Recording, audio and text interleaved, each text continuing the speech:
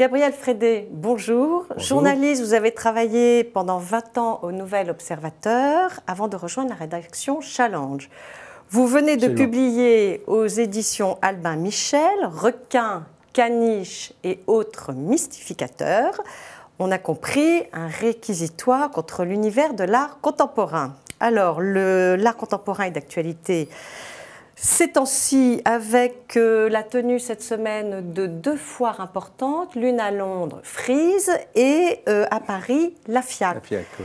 Alors, à propos de ces grands rendez-vous mondiaux, vous donnez dans votre livre un adjectif, excellence pour Bâle, dégénérescence pour l'Art Basel Miami Beach. Oui, absolument. Comment qualifieriez-vous la FIAC? La FIAC, c'est tout simplement une des plus anciennes.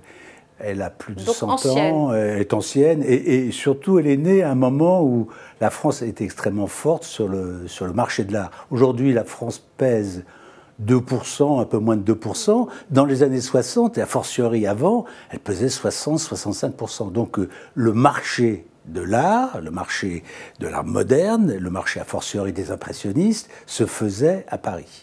Oui, mais vous nous expliquez vous-même qu'aujourd'hui, ce marché fait 2%. Maintenant, c'est fini. Donc, mais quel est l'enjeu? J'insiste oui. pour la FIAC. Quel est son enjeu aujourd'hui? L'enjeu, c'est de remettre la place de Paris sur la carte. Parce qu'ancienne, certes, mais c'est pas... Oui, voilà, mais non. Regardons devant.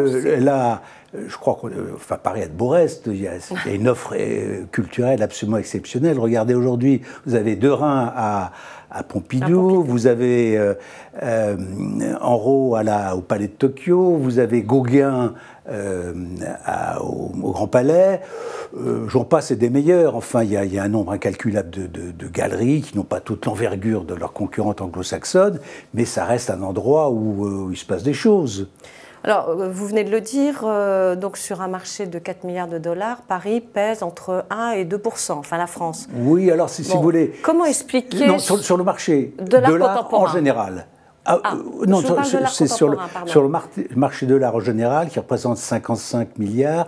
La France, c'est 2%, un peu moins de 2%. Alors, sur l'art contemporain qui pèse 4 milliards au monde, oui. La France pèse, vous dites, 1%. Oui, à peu près, voilà. c'est cet ordre-là. Les statistiques, si vous voulez, c'est toujours un peu fausses. Pas beaucoup. C'est très peu. De toute façon, c'est très peu. Alors, comment expliquer ce retard?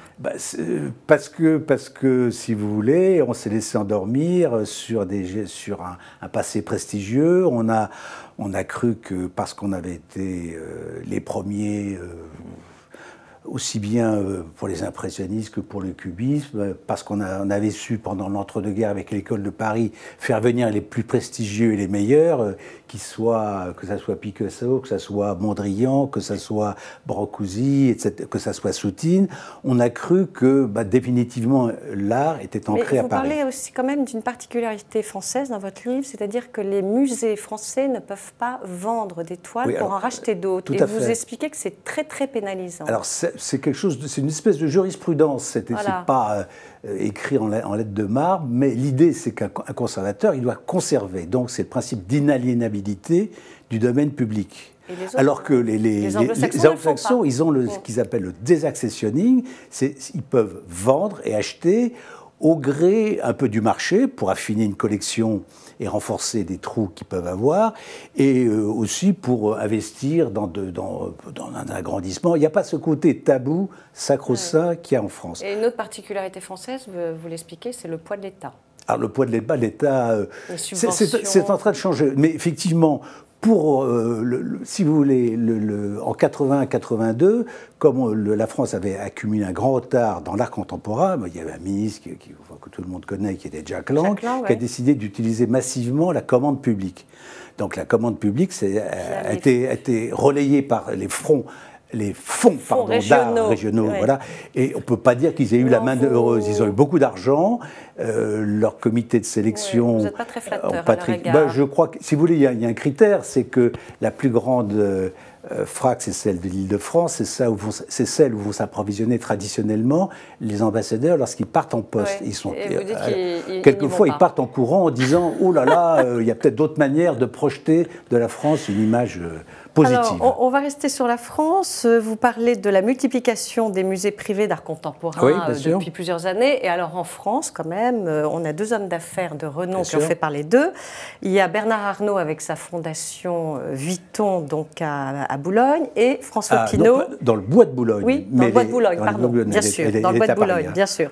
Et François Pinault qui ouvrira bientôt, qui ouvrira en 2019 les portes de la Bourse de commerce. Tout à fait. Alors Pinault, ça va être un retour parce qu'il a été échaudé dans les années 2000. Il voulait s'installer à l'île Seguin, à Boulogne. Oui, ça n'a pas marché. Ça n'a pas marché. Il y a eu Alors, à propos de ces hommes d'affaires qui s'achètent des musées, certains parlent de l'arketing, donc art et marketing, c'est-à-dire qui profitent de la créativité pour mieux faire valoir leurs produits. Tout à fait. Alors, est-ce qu'on peut encore parler d'art à ce moment-là ? Oui, non. Je ne sais pas, si vous voulez, il y a, sur un plan strictement économique, vous avez les 3 P dans ces cas-là. Vous avez produit, price, place and promotion. Bon, alors effectivement, il y a certains, pour certains artistes, on retrouve les 4 critères, si vous voulez. Lorsque Murakami travaille pour Pinault, par exemple, vous avez effectivement cette déclinaison parfaite. Effectivement, il est tentant, et surtout c'était le cas pour Arnault, d'ennoblir ses produits en demandant à Kunz, à Murakami, par exemple. Je me souviens des sacs Vuitton. Voilà. Alors ça, c'est tout récent, si vous voulez, ça, effectivement. Mais avant, il y a les collections de foulards, Hermès a fait la même chose, et d'ailleurs les Italiens ont fait la même chose aussi. Donc c'est une forme d'art. Si vous voulez, alors on peut jouer au ping-pong éternellement. On dit que ceux qui pratiquent ça disent que c'est une manière de déghettoiser les artistes, de les rapprocher de leur vrai public, qui est un public beaucoup plus large. On peut dire au contraire que ils ont vendu leur âme au diable et que dans le secret de leur atelier, ils auraient pu être plus créatifs. Bon, au fond, faute de son temps. Alors l'art contemporain rime souvent quand même avec scandale. On se souvient en 2014 de l'œuvre Tri de Paul McCarthy, Place Vendôme. Et aujourd'hui, au moment où se déroule la FIAC, on parle beaucoup de Domesticator, du néerlandais Joe van Lieshout, qui a été refusé au Louvre, s'installer en face du Louvre parce que c'est une énorme œuvre d'art, et qui finalement ira à Pompidou, ira s'installer au centre Pompidou. Où est la limite entre subversion et provocation ? La limite, elle est floue, elle est infiniment subtile à déceler.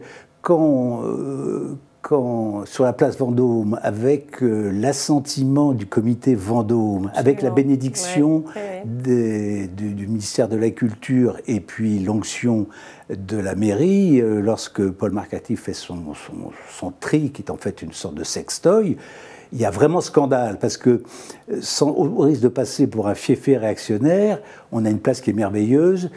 L'objet de tri, qui est une érection sur 15 mètres de haut,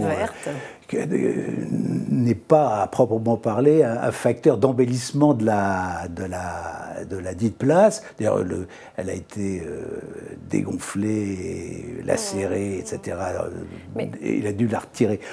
Alors pour le reste... Est-ce que l'artiste en souffre lorsqu'il y a un reniement comme ça L'artiste en souffre, il en joue aussi, parce que le scandale, c'est un des éléments, un des composants de la jeune génération. Ça ne suffit pas à les caractériser, mais que ce soit Jeff Koons, quand il met son homard pendu par les pieds au salon Apollon à Versailles, que ce soit Murakami, à fortiori au Guggenheim, qui s'appelle America d'ailleurs. Oui, alors justement, un pied de nez. C'est à la fois cette manière. Tous ces artistes qui sont extrêmement malins cherchent à surfer sur la mode, ils cherchent à surfer sur la critique sociale. Les bourgeois adorent qu'on les critique. Ils vivent du capitalisme, mais ils renvoient l'image du capitalisme. Absolument. Voilà. Bon. Donc les WC en or, c'est à la fois la métaphore on est à 5 blocs, si vous voulez, de la Trump Tower, qui est une tour dorée. Et America, c'est une manière de dire, ben voilà ce qu'est devenu l'Amérique. Et encore plus loin, voilà ce qui est devenu l'art contemporain. C'est le réceptacle des déjections de tout le monde. Donc, je participe au jeu, mais je ne suis pas dupe, puisque je vous montre comment ça se passe. Il y en a qui achètent ça. Vous dénoncez justement dans ce marché de dupes ou de pas dupes un tas de professionnels ou pseudo-professionnels. Alors il y a les hard advisors, les dealers, les spéculateurs, les hard flippers, enfin il y a un tas de gens. Et tout ça participe à ce que vous appelez à la bulle des prix, des égos et des gogos. Donc finalement le marché de l'art contemporain est faussé ou non ? C'est un marché pur. Alors là, en termes économiques, il n'y a pas de régulation, il y a une offre et une demande. Donc, les grands perdants, ce sont ceux qui oublient qu'une œuvre d'art, c'est quelque chose de périssable, qu'elle reflète un goût et qu'elle n'atteint pas nécessairement l'universalité. Et que ce qu'ils ont acheté très très cher, aujourd'hui, il n'est pas du tout certain, malgré les conseils des art advisors et de leurs marchands, il n'est pas du tout certain que dans 10 ans, dans 15 ans, le Kunz ou le Murakami ou le Cattelan qu'ils ont acheté aura la même valeur. C'est un marché qui repose sur la croyance, et la croyance, elle se fait et elle se défait. Alors justement, vous dites que le monde de l'art contemporain ressemble à celui de la finance... des années 90, tout à fait, oui. Ou même, enfin, ce qui s'est passé avec les subprimes peut-être en 2008. Tout à fait, oui. Et que les gens risquent de le découvrir trop tard, qu'ils sont sur un volcan. Bien sûr. Mais en même temps, bien sûr, mais en même temps, si vous voulez... je ne vais pas pousser trop loin la comparaison avec le marché boursier, mais une valeur de croissance, qu'est-ce que c'est ? Elle vous promet des dividendes somptueux avec un risque maximum. Alors cette fois-ci, ça peut être la même chose. Hein. Vous pouvez faire une culbute, 3 fois la culbute, 10 fois la culbute, ou bien vous retrouvez avec quelque chose qui n'aura aucune valeur. Ça s'appelle la spéculation, ça fait partie du jeu. Et en fait, mais ce qu'il y a d'important à retenir, c'est qu'aujourd'hui, on a inventé un terme, c'est Saatchi qui a inventé ce terme, de spéculateurs. Ce sont des collectionneurs, mais en même temps des spéculateurs. Ils achètent, voilà. Ils achètent pour voir, mais ils achètent aussi pour faire une plus-value. Oui, parce que n'oublions pas qu'évidemment, fiscalement, c'est très intéressant. Fiscalement, ça peut être intéressant. Voilà. Eh bien, Jean-Gabriel Fredet, merci d'être venu et merci de nous avoir ouvert ce monde un peu opaque de l'art contemporain. Oui, entrevoir, voilà. Voilà, entrevoir, enfin en 400 pages quand même. Hein. Merci beaucoup, au revoir.